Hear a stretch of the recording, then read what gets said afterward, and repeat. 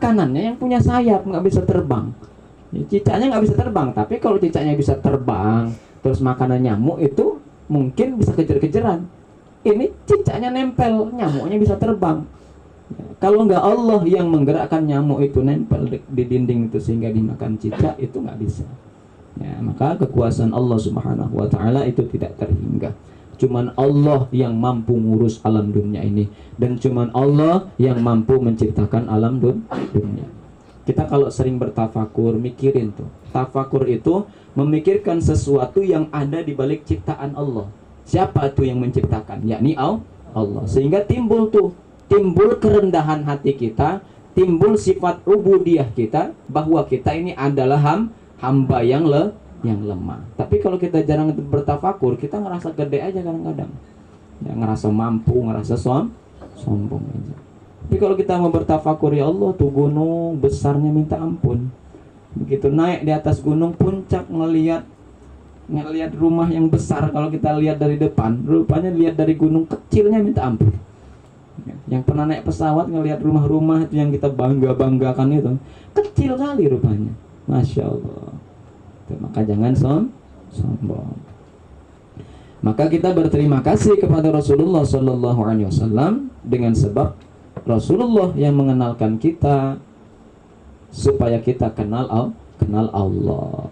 Dan di sini kita duduk di sini, salah satu tujuannya adalah supaya kita itu mengenal Allah, mengenal ciptaan kita, mengenal pencipta kita. Kita ini ciptaan. Ya, supaya kita itu lebih mengenal. Kalau kita mengenal Allah, sehingga kita mengetahui kekuasaan Allah, sehingga kita merendahkan diri, sifat yang paling mulia, ya, sifat yang paling mulia yang itu ada pada diri Rasulullah, itu sifat abdun. Apa itu sifat abdun? Sifat menghambakan diri. Itu Rasulullah. Makanya Rasulullah pangkatnya itu abduhu wa rasuluhu, kan gitu. Abduhu, hamba Allah. Memang itu sifat yang paling mulia.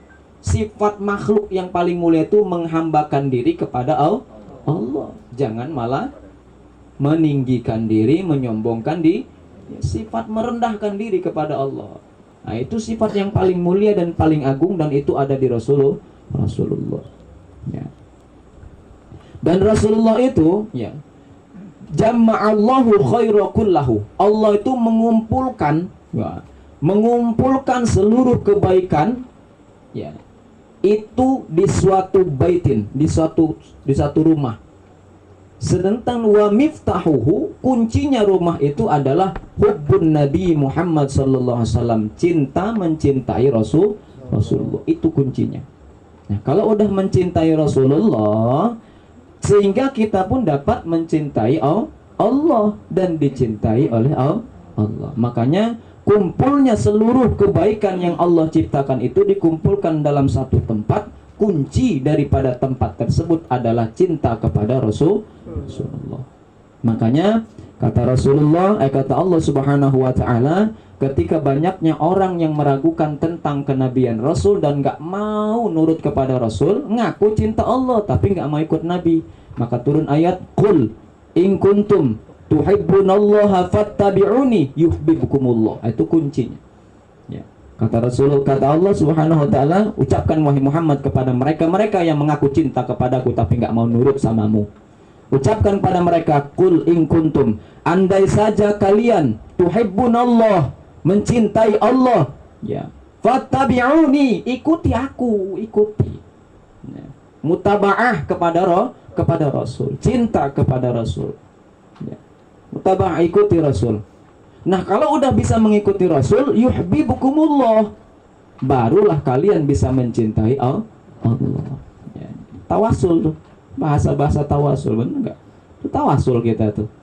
Cinta kepada Allah, cirinya, tandanya cinta kepada Rasulullah. Bisa mencintai Allah dengan sebab kita mengikuti Rasulullah. Nah, kalau nggak mengikuti Rasulullah, macam mana cinta ke Allah? Mungkin kenal pun nggak ke Allah.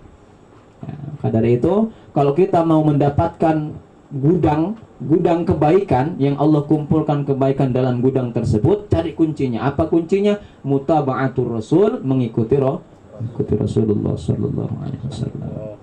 Yang paling mudah itu sholawat.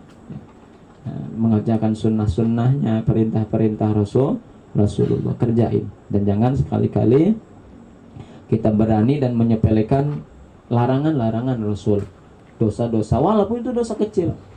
Ya, karena apa? Karena kata Allah, kata Rasulullah Shallallahu Alaihi Wasallam, pada hakikatnya ya kata Allah juga. Karena apa? Karena wama yantiqu anil hawa in huwa illa wahyu yuha. Tidak adalah satu kalimat pun yang keluar dari lisan Rasul melainkan itu wahyu dari Allah. Jadi seluruh perkataan Rasul, seluruh hadis Rasul itu hakikatnya adalah perkataan Allah, wahyu dari Allah. Apa kata Rasulullah Sallallahu Alaihi Wasallam? La tuhakkiru dzunubas shighar. Jangan sekali-kali menyepelekan dosa kecil. Kenapa? Karena fa inna tatasya'abu minha dzunubul kibar. Karena dari dosa kecil itu bisa tercabang dosa-dosa besar. Ya. Bahkan la saghirata ma'al israr, enggak dosa kecil namanya kalau ma'al israr, kalau terus-menerus. Apa itu? Buka aurat, celana pendek. Wah, memang dosa kecil, tapi kalau tiap detik, tiap menit terbuka tuh aurat, jadi besar. Ya, bahkan bisa tercabang dosa itu, bisa jadi dosa besar. Ngelihat aurat perempuan pakai you can see celana pendek, terjadilah zina gara-gara